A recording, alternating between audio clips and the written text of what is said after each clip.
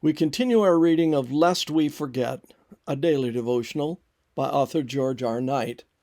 Today's reading, November 10, Adventism on the Move, Part 6, Rhodesia.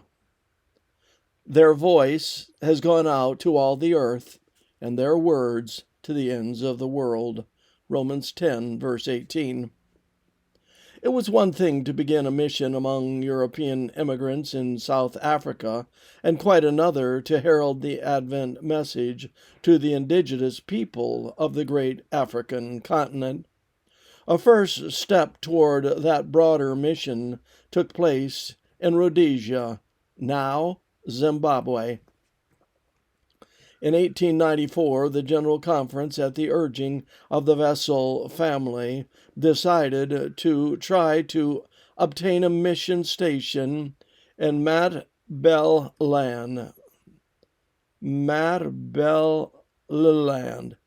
the territory north of South Africa.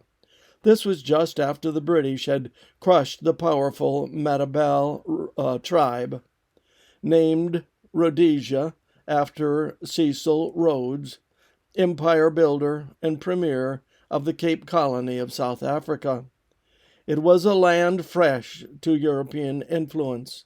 A.T. Robinson and Pieter Wessel received a sealed envelope after the close of what they feared had been a rather unsatisfactory meeting with Rhodes.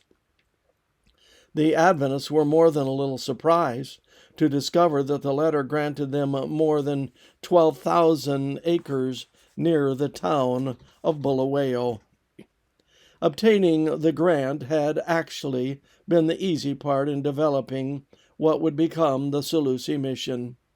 One challenge to the Salusi project came from North America, where A.T. Jones spearheaded an attack on those who would accept government favors and thus blur the boundary between church and state. According to Jones and the other editors of the Sentinel of Religious Liberty, the missionaries had sold themselves for a mess of African pottage.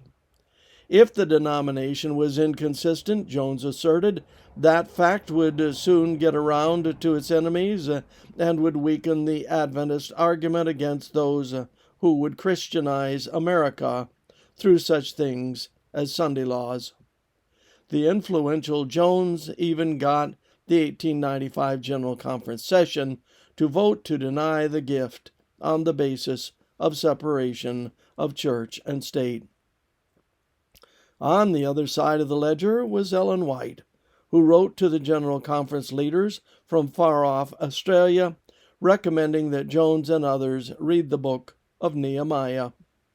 The Lord, she penned, still moves upon the hearts of kings and rulers in behalf of his people, and it becomes those who are so deeply interested in the religious liberty question not to cut off any favors or withdraw themselves from the help that God has moved men to give for the advancement of his cause. Letter 11, 1895. This concludes our reading today of Lest We Forget.